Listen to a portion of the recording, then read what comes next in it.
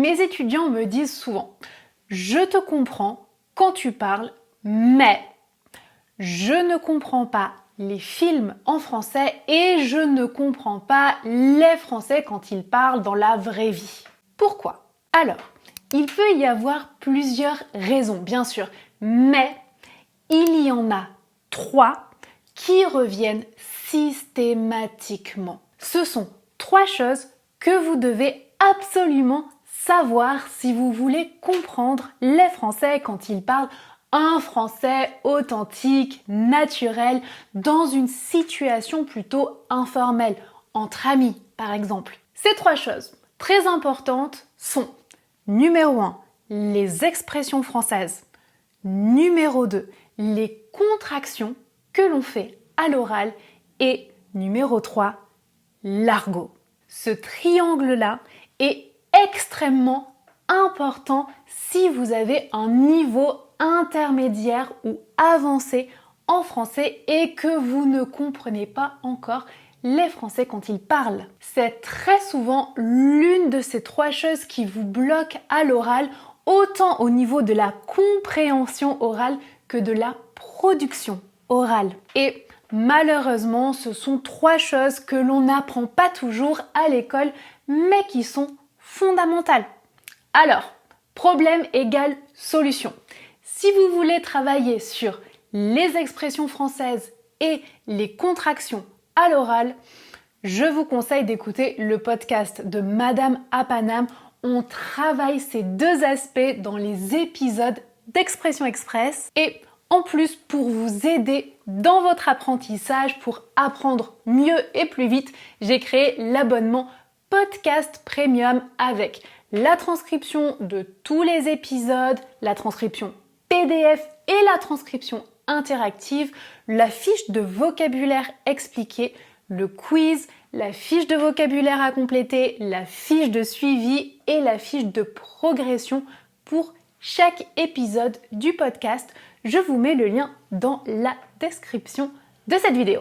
Donc, pour travailler sur les expressions françaises et les contractions, direction le podcast.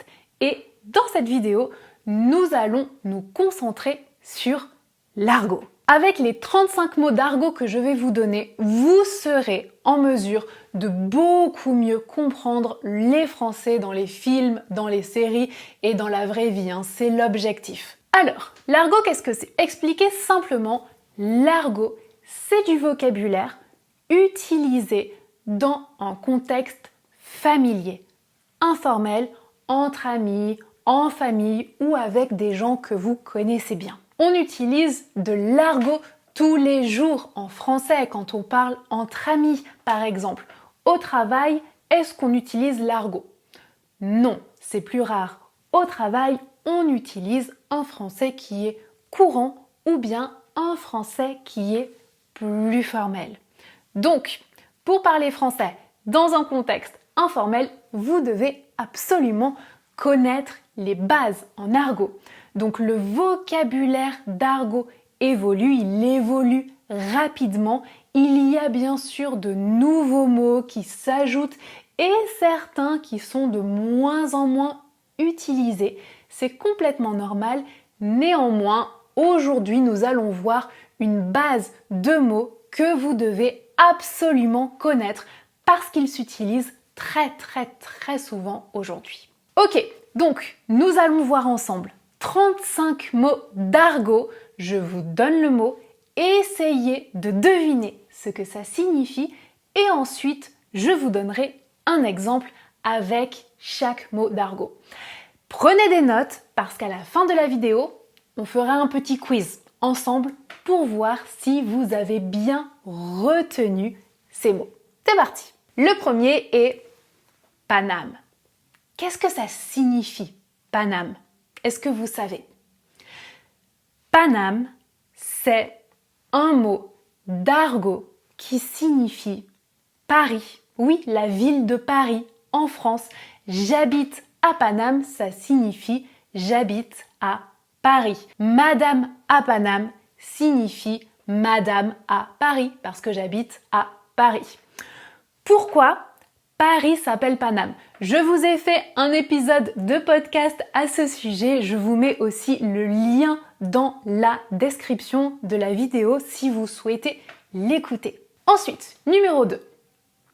Une meuf. Qu'est-ce que c'est une meuf? Est-ce que vous avez déjà entendu ce mot d'argot?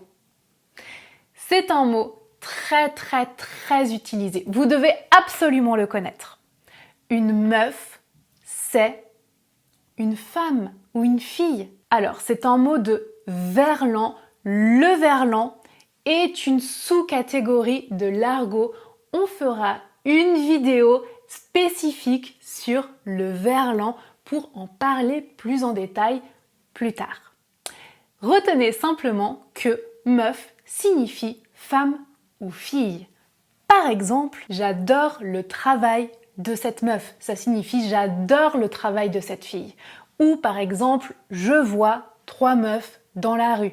Cela signifie je vois 3 filles dans la rue. Meuf peut aussi être une interjection. Je peux dire à une amie par exemple « Hey meuf, tu fais quoi? On sort? On va au ciné ce soir ?» Ça ne peut pas se traduire par un autre mot. C'est une interjection. Simplement pour attirer l'attention de l'autre personne.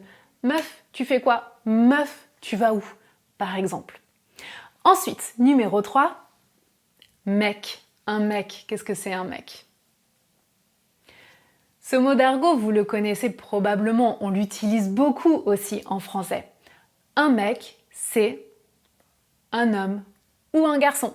Par exemple, il y a 3 mecs qui attendent à l'arrêt de bus. Ça signifie il y a 3 hommes, 3 garçons qui attendent à l'arrêt de bus. Numéro 4. Ouf. Qu'est-ce que c'est? Ouf. C'est aussi un mot de verlan et cela signifie fou. C'est ouf, cela signifie c'est fou, c'est incroyable. Ça a plutôt un sens positif. Par exemple, waouh, c'est une histoire de ouf. Ça veut dire c'est une histoire incroyable. Ou par exemple, waouh, c'est complètement ouf. Cela signifie c'est complètement incroyable. Ou le travail de cette meuf est ouf. Ça signifie le travail de cette fille est incroyable, exceptionnel. Ouf, fou, incroyable, exceptionnel. Est-ce que vous connaissiez ce mot très important? On l'utilise très souvent en français. Numéro 5, relou. Qu'est-ce que ça signifie, relou? C'est aussi du verlan.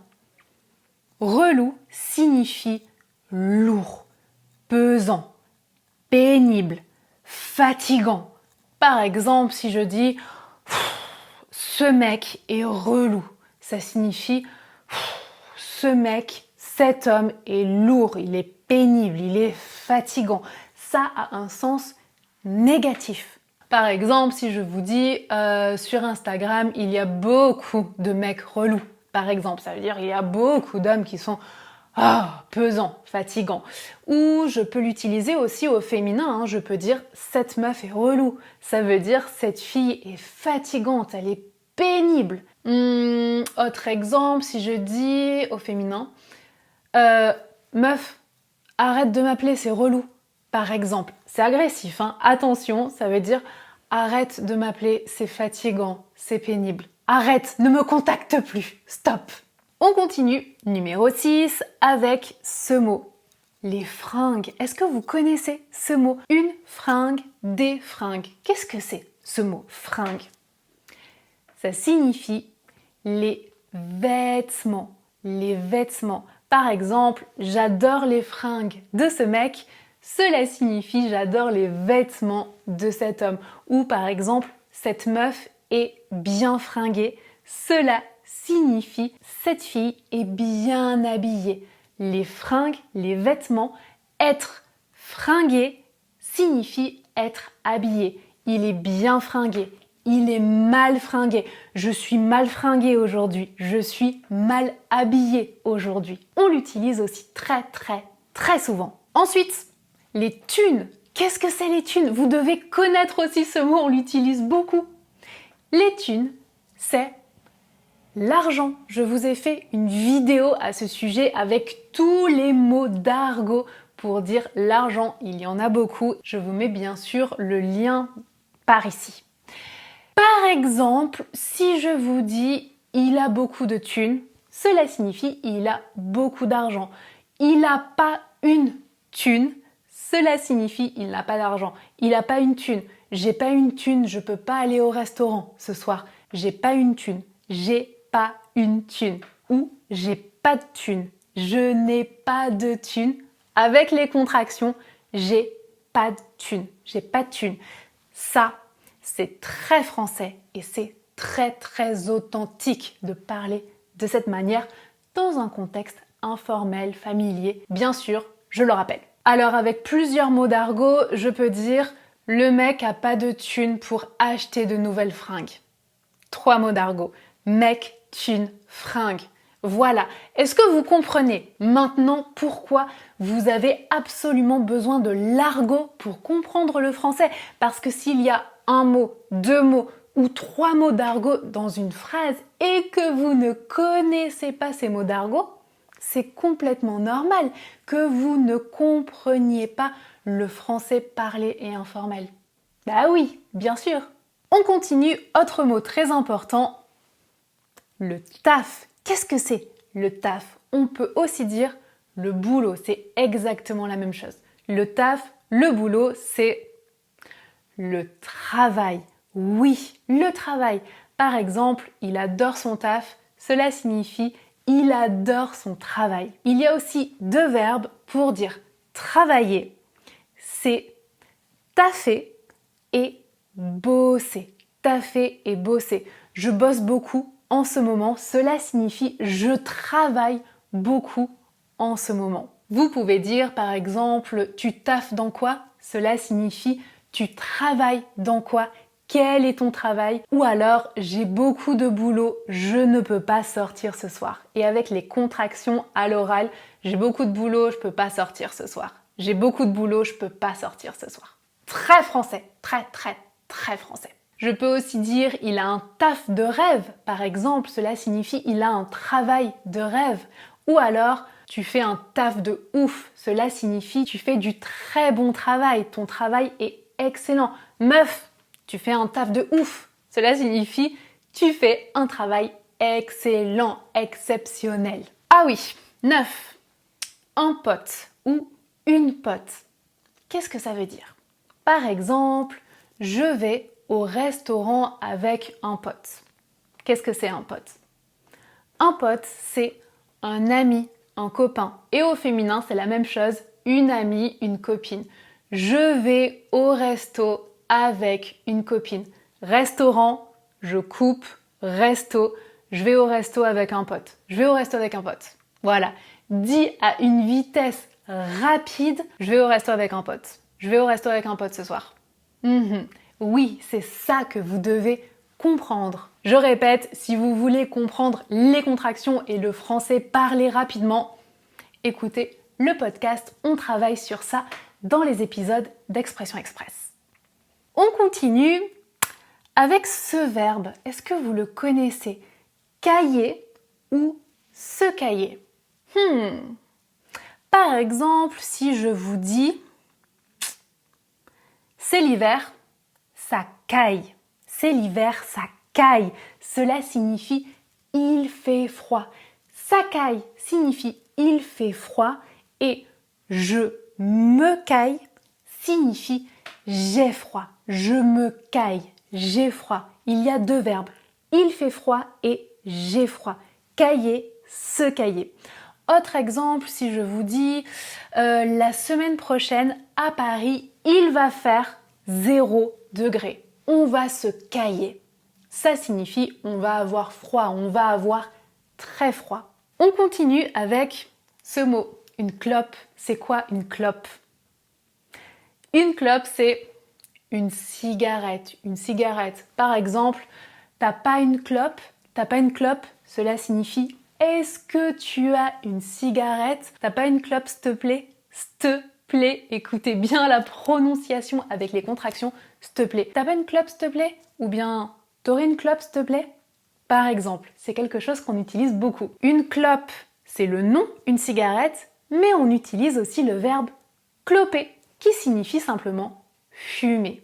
Arrête de cloper, ce n'est pas bon pour la santé. Arrête de cloper, c'est pas bon pour la santé. J'enlève la double négation. Ce n'est pas bon devient c'est pas bon. Arrête de cloper, c'est pas bon pour la santé. Arrête de cloper, c'est pas bon pour la santé. On continue. Alors, ensuite, c'est le mot ah, très important. Le pinard. C'est quoi le pinard? Le pinard, c'est le vin. Bon, en général, c'est plutôt du petit vin, du vin plutôt moyen, même mauvais. Par exemple, il faut que j'achète du pinard pour ce soir. Il faut que j'achète du vin pour ce soir. Attention, ce n'est pas un millésime Saint-Émilion, un grand vin quand je dis le pinard. C'est vraiment un petit vin, même un mauvais vin. C'est un mot plutôt négatif pour désigner le vin. Si je dis par exemple « ce pinard est pas ouf », cela signifie « ce vin n'est pas incroyable, ce vin n'est pas très bon, ce pinard est pas ouf ». Par exemple, « ce pinard est pas ouf », j'aurais dû choisir une autre bouteille. Ce pinard est pas ouf, j'aurais dû choisir une autre bouteille. Par exemple. Ça va? On continue. Alors, le mot suivant est capter. Très important, capter. C'est un verbe. Vous pouvez aussi dire piger. C'est synonyme. Qu'est-ce que ça veut dire? Capter. Ça signifie comprendre. T'as capté? Cela signifie simplement t'as compris? T'as pigé? T'as compris? J'ai rien capté. Cela signifie je n'ai rien compris. Par exemple, attends, répète, j'ai rien capté. Cela signifie est-ce que tu peux répéter? Répète, je n'ai rien compris, j'ai rien capté, j'ai rien pigé. Elle m'a expliqué 3 fois mais j'ai rien capté. Elle m'a expliqué 3 fois mais je n'ai rien compris. Très très très français, vous devez absolument mémoriser ces mots. Vous n'êtes pas obligé de les utiliser, ces mots d'argot, mais vous devez absolument les comprendre et je vous assure que cela va tout changer dans votre compréhension du français. C'est une évidence, on les utilise beaucoup, ces mots. 14. Aller en boîte. Boîte, c'est quoi boîte? Alors, boîte, c'est ça, mais c'est aussi une discothèque. Oui, on ne dit pas en français aller en discothèque, c'est très rare de dire ça. En général, on dit en boîte, aller en boîte. Samedi, je vais en boîte avec 2 potes, 2 amis. Ensuite, les gosses, les gamins. Qu'est-ce que c'est? C'est les enfants. Par exemple, à 17h, les gamins sortent de l'école. Alors attention, gosse peut être assez péjoratif dans certains contextes. Par exemple, ces gosses sont insupportables. Ils sont très capricieux. Ils ne font que pleurer tout le temps. Par exemple, ici c'est assez péjoratif dans ce contexte. On continue avec le mot très utilisé, à skip. Qu'est-ce que c'est, à skip? À skip signifie simplement à ce qu'il paraît, selon la rumeur, selon ce que l'on dit. Par exemple, à skip, t'as trouvé un nouveau travail? Raconte. À skip, t'as un nouveau boulot? Raconte. Par exemple, un nouveau boulot, un nouveau travail. À ce qu'il paraît, tu as un nouveau travail. Selon ce que j'ai entendu, on m'a dit que tu avais un nouveau travail. Raconte, donne-moi des détails. À skip, t'as un nouveau taf? Raconte. Par exemple, c'est vraiment une chose que l'on peut dire en français entre amis. On continue avec ce mot. Qu'est-ce que c'est la bagnole? J'ai aussi fait une vidéo à ce sujet. Est-ce que vous l'avez vu? La bagnole ou la caisse, c'est exactement la même chose. C'est la voiture. Par exemple, où est-ce que j'ai mis les clés de la caisse? Où est-ce que j'ai mis les clés de la voiture? Est-ce que tu as les clés de la bagnole? Est-ce que tu as les clés de la voiture? Ensuite, ce mot, aussi très important. Un bouquin. Qu'est-ce que c'est un bouquin? J'adore ce bouquin, il est excellent, je te le conseille. C'est un livre. Oui, un livre. Et en français, on a aussi le verbe bouquiner, qui signifie simplement lire. Par exemple, j'adore bouquiner au parc du Luxembourg à Paris. En été, hein, parce qu'en hiver, ça caille. Ensuite, un truc. C'est quoi un truc? Un truc, c'est quelque chose, simplement. Ce peut être une chose, un objet dont on ne connaît pas le nom, ou bien une chose en général. Par exemple, donne-moi ce truc. Alors, est-ce que j'ai un truc ici? Ok, par exemple, donne-moi ce truc. Qu'est-ce que c'est ce truc? Si je ne connais pas le nom de cet objet, un truc, c'est parfait. Ou bien, on peut aussi dire « tu as un truc à me dire ?»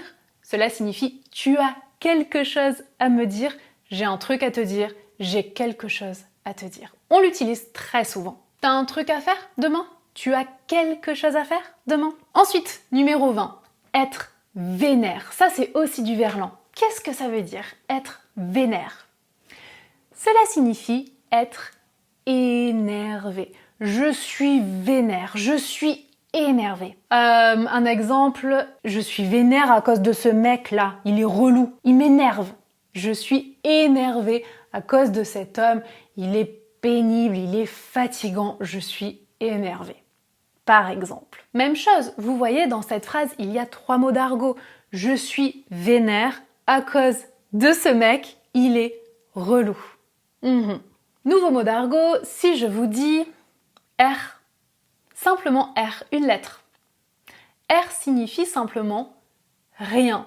Il y a R, il n'y a rien. Par exemple, il y a, attention, contraction, il y a devient il y a. Il y a R dans le frigo, je dois aller faire les courses. Il n'y a rien dans le frigo, je dois aller faire les courses. Ensuite, que dalle. Qu'est-ce que ça signifie, que dalle? Que dalle, ça signifie aussi rien. Par exemple, son mec, dans ce contexte, son mec, cela signifie son copain, son amoureux. Son mec lui a offert que dalle pour son anniversaire. Elle est vénère.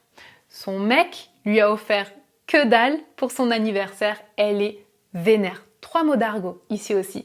Son copain ne lui a rien offert pour son anniversaire, donc elle est énervée. C'est ce que la phrase signifie. On continue avec le time. Qu'est-ce que c'est le time? Facile. Le time, c'est le temps. On dit beaucoup en français, j'ai pas le time. Cela signifie simplement je n'ai pas le temps. On l'utilise en anglais. J'ai pas le time. J'ai pas le time. J'ai pas le time pour ça. Je suis occupée. Non merci. Ensuite, 24. Chelou. Vous connaissez ce mot? On l'utilise beaucoup aussi en français. C'est chelou. Il y a une chanson d'ailleurs qui s'appelle C'est chelou. Je vous la mets dans la description. Chelou signifie bizarre, étrange. C'est chelou, c'est bizarre. Par exemple, c'est chelou, je trouve plus les clés de la caisse. J'étais sûre de les avoir mis dans mon sac. C'est bizarre, je ne trouve plus les clés de la voiture. J'étais sûre de les avoir mises dans mon sac. Ou alors, cette meuf est chelou. Cette fille est bizarre. Cette meuf est chelou, j'ai pas confiance en elle. Cette fille est bizarre, étrange, je n'ai pas confiance en elle. 25. Calculer. Calculer quelqu'un. Qu'est-ce que ça signifie calculer quelqu'un? Ou ne pas calculer quelqu'un. On l'utilise en général à la forme négative. Cela signifie faire attention, donner de l'attention à quelqu'un. Par exemple, si je vous dis « Meuf, ne calcule pas ce mec, il est relou », cela signifie « Ne fais pas attention à cet homme, à ce garçon, il est fatigant, il est pénible. Donc ne lui donne pas ton attention. » Ok, ensuite, ah oui, un mot que j'utilise beaucoup, saouler. Qu'est-ce que ça veut dire, saouler?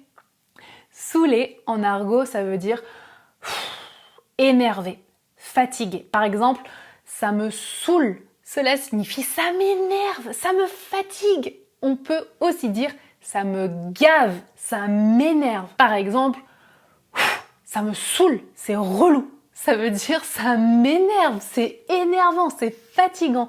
On l'utilise beaucoup. Celui-là, je vous conseille de bien le mémoriser aussi. Ça va? Il y a beaucoup de vocabulaire dans cette vidéo. N'hésitez pas à la regarder plusieurs fois et d'apprendre le vocabulaire d'argot petit à petit. Vous pouvez par exemple apprendre 5 nouveaux mots chaque semaine et regarder la vidéo plusieurs fois. Plus vous la regardez, plus vous allez mémoriser les mots, le vocabulaire avec les différents exemples. Et n'hésitez pas, comme toujours, à prendre des notes aussi, bien sûr. 27. JPP. Qu'est-ce que ça veut dire? JPP. 3 lettres. Qu'est-ce que ça signifie? JPP, cela signifie je n'en peux plus. Ce sont des initiales, c'est une abréviation. Je n'en peux plus, j'en peux plus. Avec une seule négation, j'en peux plus, j'en peux plus, je suis fatiguée, ça me saoule, c'est relou. Tout ça, ça appartient vraiment au même champ lexical, au champ lexical de la fatigue. Vous savez que les Français se plaignent beaucoup, donc on a forcément beaucoup de mots d'argot pour se plaindre. JPP, ça me saoule, ça me gaffe, c'est relou. Tout ça, cela peut vraiment signifier la même chose et on peut vraiment les utiliser dans le même contexte. Ça va? Autre exemple, par exemple, JPP de ce mec, il est relou. Ça veut dire je suis fatiguée de cet homme, il est pénible, il est fatigant. Ou alors, avec un autre mot d'argot que nous avons vu, JPP de ces gosses, ils font que pleurer. Cela signifie je suis fatiguée avec ces enfants, ils n'arrêtent pas de pleurer. Ils font que, c'est une structure grammaticale plutôt informelle que l'on utilise à l'oral en général. Faire que, ils font que pleurer, cela signifie ils n'arrêtent pas de pleurer. On continue avec kiffer. Très important et très utilisé aussi ce mot. Qu'est-ce que c'est? Kiffer. Kiffer signifie aimer. Je kiffe cette chanson. Cela signifie j'aime cette chanson. Ensuite, avoir la dalle. Qu'est-ce que c'est avoir la dalle? On a vu que dalle qui signifiait rien, mais attention là, c'est un autre mot. J'ai la dalle. Qu'est-ce que ça signifie? J'ai la dalle. Cela signifie j'ai faim. Viens, on va manger, j'ai la dalle. Viens, on va manger, j'ai faim. On continue, numéro 30. Les flics. C'est quoi les flics? Les flics, c'est la police. Attention, il y a les flics. Attention, il y a des policiers. Attention, il y a la police. 31. Les darons. Est-ce que vous avez déjà entendu ça, les darons? Les darons, ce sont les parents. Un daron, le daron, c'est le père. La daronne, c'est la mère. Oui, par exemple, ma daronne est partie en vacances. Cela signifie ma mère est partie en vacances. Ou par exemple, je vais au restaurant avec mon daron. Cela signifie je vais au restaurant avec mon père. 32. Être crevé. C'est quoi être crevé? Cela signifie être fatigué. Je suis crevée. Cela signifie je suis fatiguée. J'ai trop de taf, je suis crevée. J'ai trop de travail, je suis fatiguée. Ensuite, numéro 33, être HS. Être HS. 2 lettres. Cela signifie être hors service. Et cela signifie aussi être fatigué. Et même très fatigué. Je suis complètement HS, cela signifie je suis très fatiguée. Par exemple, ce week-end, je ne fais rien, je me repose parce que je suis HS. Cela signifie ce week-end, je me repose parce que je suis très fatiguée. 34. Ce verbe, qu'est-ce que c'est? Chialer. Chialer signifie pleurer. Pleurer. Arrête de chialer. Arrête de pleurer. Attention, c'est un peu vulgaire, c'est un peu agressif de dire ça. Mais par exemple, si je dis « Ah, je suis crevée, je fais que chialer, ça me saoule », cela signifie « Je suis fatiguée, je n'arrête pas de pleurer, ça m'énerve, ça me fatigue encore plus », par exemple. Et enfin, Le dernier, c'est se casser. Ça aussi, c'est un verbe important. On peut aussi dire se barrer. C'est exactement la même chose. Et cela signifie partir. Vous le savez si vous écoutez le podcast parce qu'on a fait un épisode à ce sujet. Et par exemple, si je vous dis « Ah, je suis fatiguée, je me casse », cela signifie « Je suis fatiguée, donc je pars ». Attention, cela peut être assez vulgaire, cela dépend du contexte. Si je dis « Casse-toi » ou « Barre-toi », c'est très agressif. Mais c'est très important aussi pour vous de le savoir. Si une personne vous embête et vous voulez qu'elle parte, vous pouvez vraiment dire « Casse-toi, mec !» Casse-toi, c'est pour dire à un homme de partir ou meuf, barre-toi. C'est exactement la même chose. Là, c'est pour dire à une fille de partir. Ça va? Est-ce que vous connaissiez tous ces mots d'argot? Dites-le moi dans les commentaires. Dites-moi combien de mots nouveaux il y a dans cette liste. Et pour terminer, petit quiz avec 10 mots pour voir si vous les avez bien retenus, pour voir si vous les avez bien mémorisés. Numéro 1, ça, qu'est-ce que ça veut dire? Une meuf, c'est une fille ou une femme. Numéro 2, qu'est-ce que ça veut dire? Les fringues, c'est les vêtements. Numéro 3, chialer, on vient de le voir, c'est pleurer. Numéro 4,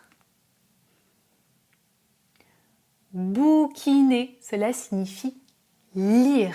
Numéro 5, chelou, cela signifie bizarre, étrange. Ensuite, numéro 6, les gosses, c'est les enfants. Ensuite, 7, kiffer, est-ce que vous vous rappelez?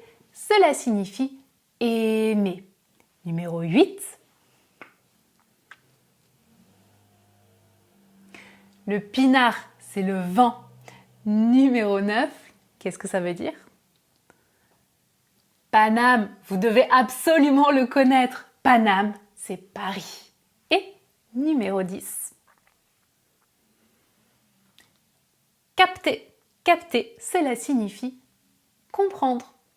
Voilà, j'espère que vous avez apprécié ce cours sur l'argot. Écrivez dans les commentaires une phrase avec l'un des mots d'argot de la liste pour pratiquer. Et encore une fois, n'hésitez pas à revenir à cette vidéo plusieurs fois, surtout s'il y a beaucoup de mots nouveaux. Ne vous sentez pas submergé et sachez que vous pouvez bien sûr apprendre ces mots petit à petit. Prenez soin de vous et à bientôt dans une nouvelle vidéo.